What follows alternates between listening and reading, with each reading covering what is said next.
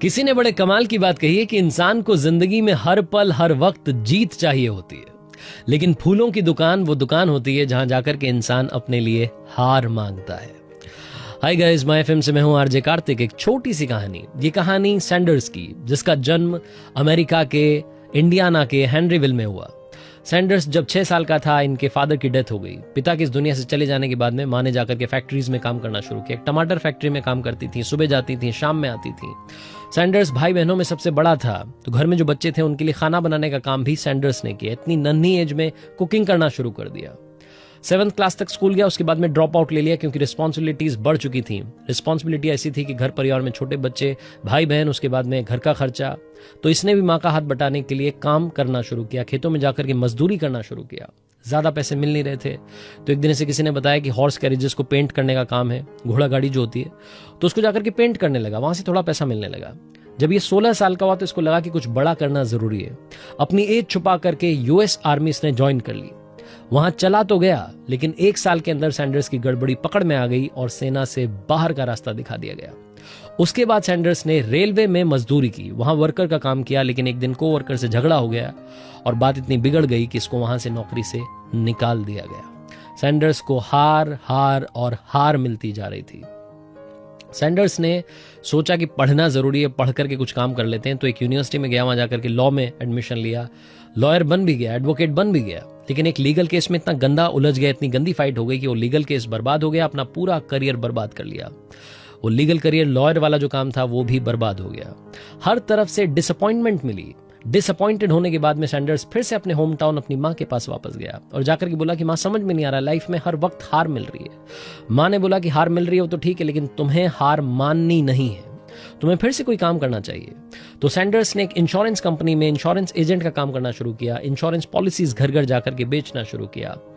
Sanders घर घर जाते, पॉलिसी बेचते, सब कुछ चल रहा था। करियर थोड़ा सा ट्रैक पर आ रहा था कि एक दिन ऑर्डर फॉलो नहीं किए और इस बात से गुस्सा होकर के बॉस ने इन्हें उस कंपनी से भी निकाल दिया, उस नौकरी से भी निकाल दिया।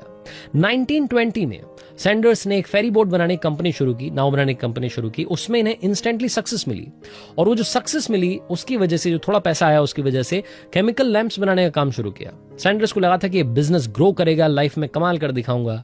लेकिन उसी वक्त एक बड़ी कंपनी ने यही प्रोडक्ट, केमिकल लैंप्स का प्रोडक्ट, मार्केट में उतार दिया बेहतरीन क्वालिटी के साथ में, और सैंडर्स का काम शुरू होने से पहले बंद हो गया।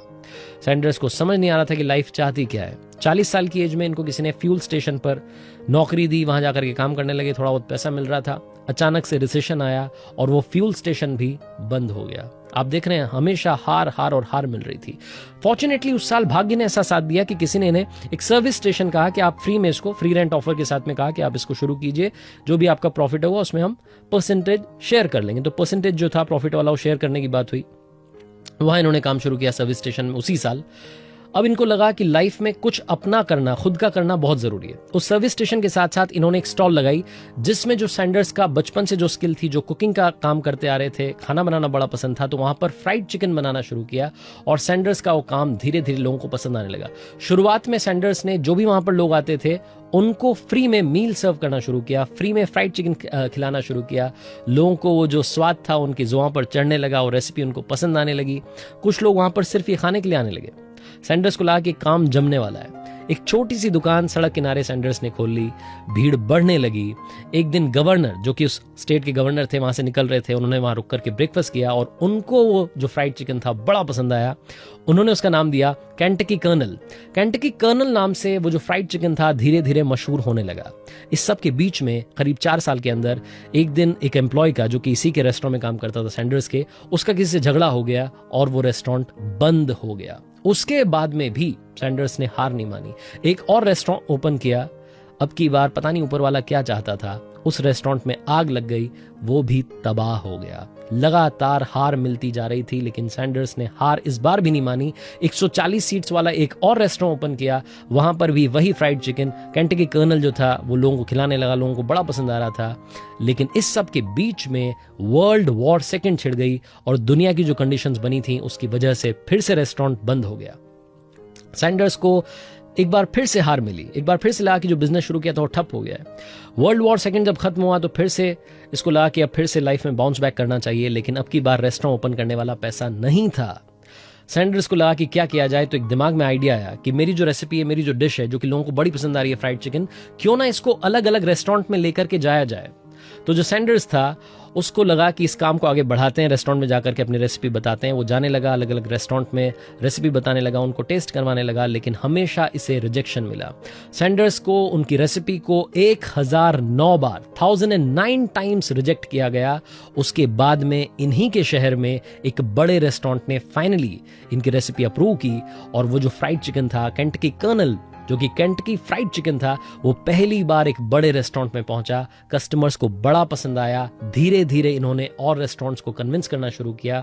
शुरुआती दिनों में जो सैंडर्स थे वो अपनी कार में ही बैक सीट में सो जाया करते थे, रात दिन उसी कार में रह लेते थे, अलग अलग रेस्टोरेंट्स में जाते थे, विजिट करते थे। समय का कुछ अता पता नहीं था, बस अपने बिजनेस को ग्रो करना चाहते थे, बढ़ाना चाहते थे। 1964 में KFC यानी कि केंटकी फ्राइड चिकन की 600 ब्रांचेस ओपन हो चुकी थी, और 1969 में न्यूयॉर्क में KFC जो नाम था, ये स्टॉक एक्सचेंज में KFC गूंज रहा था।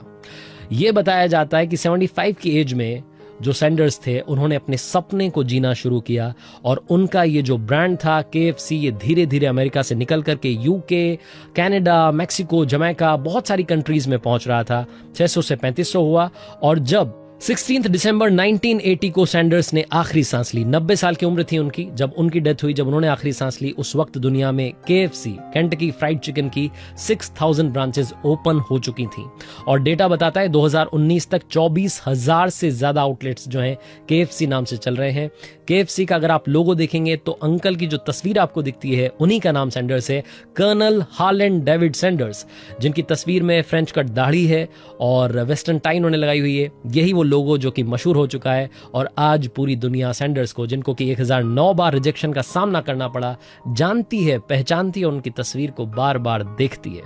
छोटी सी कहानी हम सबको बहुत बड़ी बात सिखाती है। जिंदगी में हर पल अगर आपको हार मिल रही है, मुझे काफी लोग कहते हैं कि एक बार हार गया, ऐसा नहीं कि एक बार हार गया, मैं तो दूसरी बार भी हार गया, तीसरी बार भी हार गया, चौथी बार हार गया, मुझे तो सिर्फ हार ही मिल रही है। बार बार अगर आपको हार मिल रही है तो ये कहानी बार बार देखिएगा, और याद कीजिएगा कि सैंडर्स, जिसकी उम्र 6 साल की थी तब से संघर्ष शुरू हुआ, और 75 साल का जब वो हुआ तब जाकर के उन्हें सक्सेस मिली। उन्होंने कितनी बार हार का सामना किया। जब उन्होंने हार नहीं मानी तो आप हार क्यों मान रहे हैं? आपका भी नाम दुनिया में मशहूर होगा।